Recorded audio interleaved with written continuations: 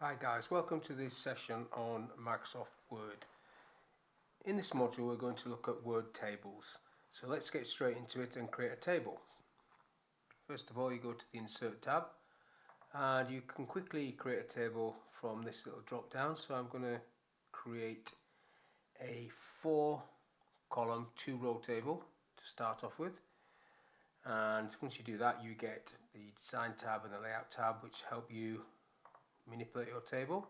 But before I do anything up there, I'm going to highlight this top line. I want to make that bold and center, and then grayscale, light grey. I could have done that up there, of course, and also you've got all these preset styles which you can select if you wish, but that'll do for me. Then I'm going to type first name, and you can see it comes in bold and centered. Now I press my tab key, surname, tab key again, department, tab key, and salary. Now when you type into these cells, as they're called, you can see on the ruler, if you've got your ruler active, which you should have, view ruler, you can see the markers for each of these columns there, and within each of these you have indents, right indent, left indent, and you can use this in the same way, the first line indent, as you can in a document. So basically these cells are like mini documents. If I click into that cell, you can see the indent and so on and so on. And if you want to know what the measurements are for these tables, you can hold your Alt key down and then press your left mouse button, and it will give you the measurements in centimeters for each of those cells. And if you do that on the row markers in the ruler down the left hand side, you'll see the same thing.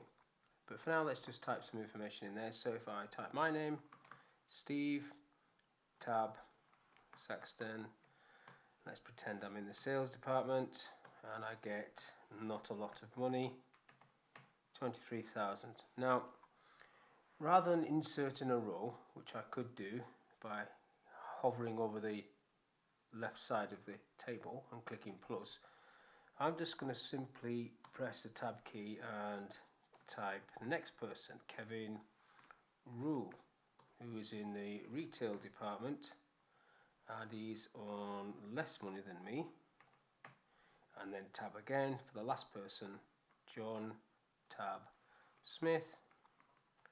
He can be in sales and he can be on the same money as me. So every time you want to add a row at the end of a table, you can just simply press tab at the end and you'll create a row. If you wish to add a row in between, you can click that plus and you get a row in between. To insert a column, you can highlight a column or hover over a column, whichever way you do it, it doesn't really matter, but that will insert a column. I'm just going undo. You can also highlight the row yourself, right click, insert columns above, columns to the right, stuff like that. It's a bit of a long way round of doing it, because this new feature where you can just hover and create a column or row is obviously the quickest way. You have the same options on the Layout tab at the top, insert above and below, left and right, and they're all great. Whichever one you're used to is what you'll probably do. Now the first thing I want to do in this table is sort this list. Now on the Layout tab you have the sort option.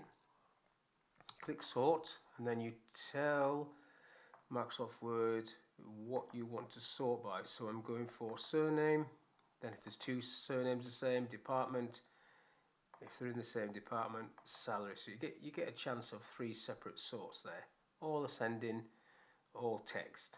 Oh, that one's number, sorry. OK to that, and then it switches these around, so you get rule at the top, Saxton Smith. Now I also want to number these records, so if I highlight this whole table by clicking this cross in the top left corner, go home and 1, 2, 3, it puts numbers on everything, which I don't really want, so I'll just take that off. I want to just put the numbers on these 3, 1, 1, 2, 3. Now watch what happens if I decide to move. So highlight this record, the whole line, move John up 1. John becomes number 2 and Steve goes to number 3. Obviously I've now messed up the sort, but just trying to show you there that you can highlight these and move them, and the numbering moves with it. If it'll let me do it, I'll do it the other way. Seems to be playing up. Yeah, do it the other way. So we're back as we were before, sorted nice and neatly. Next thing is, if this table gets bigger, or as this table gets bigger, if I just hold my tab key down, there's a numbering coming down. But when I get onto the second page, you'll notice that there's no headers there. And if you had a document where you've got several pages of tables, there's no way of knowing what each column is. Now this is a very simple table, but if this was turned landscape, you could have more columns and it would be quite difficult to remember which column represented which column. So you do this. On layout, you go, well, first of all you click on the row that you want the headers to repeat, and then you click repeat header row. So if I scroll down there to the second page, you can see that the headers have now come onto this page, and they would be on any subsequent pages.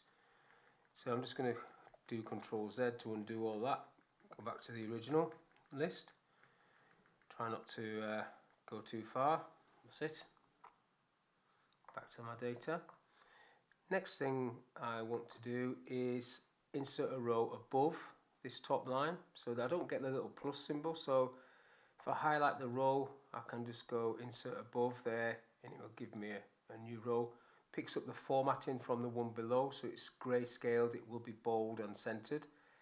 However, I want to merge this into one and use it as a title, so I've clicked merge. All those cells were highlighted, and I just want to type accounts, details, bold and centered.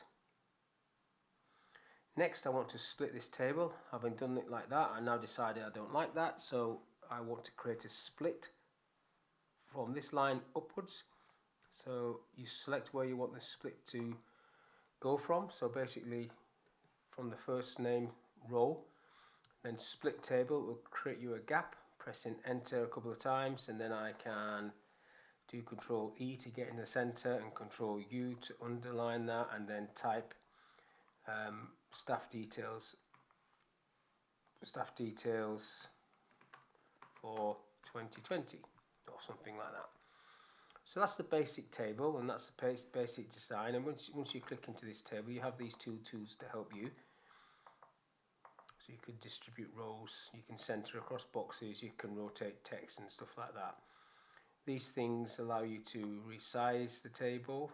Obviously now I've split the table, I'm losing that one at the top, but I could reset that by pulling this one wider so it sits on the same sort of line. It's actually jumping back and forward slightly. So if you're going to resize the table, I do suggest that you do it before you split the table.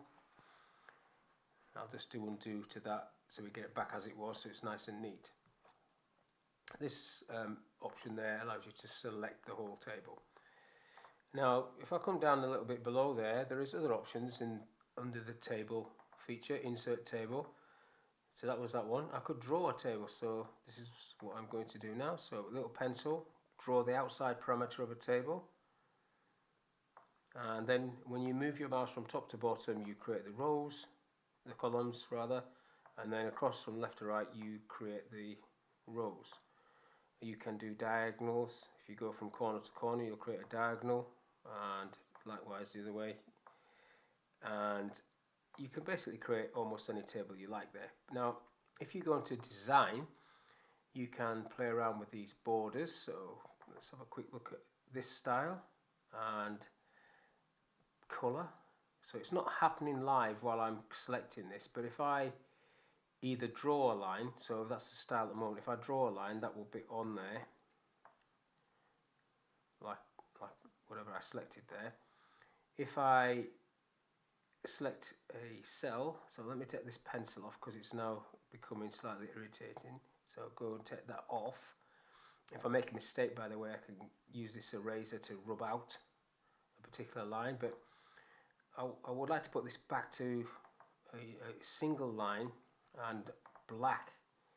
So black, and then I can put a border on or borders, and then that will get rid of that one because I've just overwritten that with a straightforward black line. If I type my name, I've got the options on layout to center, top, bottom, middle, change the text direction around like so. I can sit into one of these cells and go to design, use the paint pot, pick a color in addition to the borders styles that you've got there. You can do this, so you can basically create almost any table type you would need to create, or recreate one if you use copying from a form. Now the other features in there are this. If I just create a single row, 3 columns, I've already mentioned that each of these cells has a indent, left indent, right indent, but it also has the ability to have tabs. So if I click a tab on at 2 centimeters in each of these cells, roughly 2 centimeters, doesn't really matter. I would have to go into tabs to set that exactly. What happens when you press tab, which is what you would normally do to jump from one cell to another, it doesn't go to the tab, it just creates another row and jumps from one cell to another. It doesn't go to the tab. To get it to go to the tab, you have to hold the control key down and press tab, and then it will stop, and then press tab again, jumps into the next one, control tab, it will stop, press tab again, jumps into the next one, control tab, it will stop, like so. That's how you have to do that if you wanted to use tabs within a table. And if I just come out of that one, go back up to insert tables, you've got the option for an Excel spreadsheet. This is going to embed an Excel spreadsheet into a Word document. You are going to use more memory by doing this, but you do have some more functionality in terms of calculations. So if I just type some figures, and then I'm going to use the Alt equals key command to select that range, and then I'm going to press enter to give me that, and then I can click away, and that will be embedded into the Word document. And if I want to change that, I can just go back into that and maybe select that. Notice that the toolbar is the Excel toolbar, like so, then click away. That's one option, embedding an Excel spreadsheet and then using it for calculations. If I just do click on print for a minute to have a look, print preview, so it's going to look like. Go back. Now if I delete that out of the way for a minute, so we've got some space, the other option in there is quick tables, where you've got some pre-formatted tables that you can use as a starting point to create your own table. So these ones, or you might want a calendar or something like that. This calendar, which is not dynamic, so it's not picking up any dates, but you've got a calendar that you could utilize, and then I'm just going to undo that. So that's the basic tables. The next one I want to show you is if I go insert table, let's do a 3x3, and let's say I have sales amount. In fact, let's just move that. So move that into there. So I'm just dragging that into there. Let's have that customer sales amount and QTY quantity, and then I would like to insert a column at the end there, and then total will have. So if I say it's easy, it's the company, they spent £100, they bought 10 items, what I would like that to say is what is the total. So in Word, under layout, you do have a formula option formula which defaults to sum left, but in this case I don't want sum left. I want it to say column A, column B, column C. So this would be row 1, row 2, row 3. So this would be B2 times C2. So I type exactly that, B2 times C2. That's what I would like. Pick a number format, you don't need to, but I will pick that one and then click OK, and that comes up with the answer. Now if I have a second company, AMAC, and they spend £300, I've put the 0 on there, makes it look slightly better, and they were 5, I could copy this down, but it's not Excel.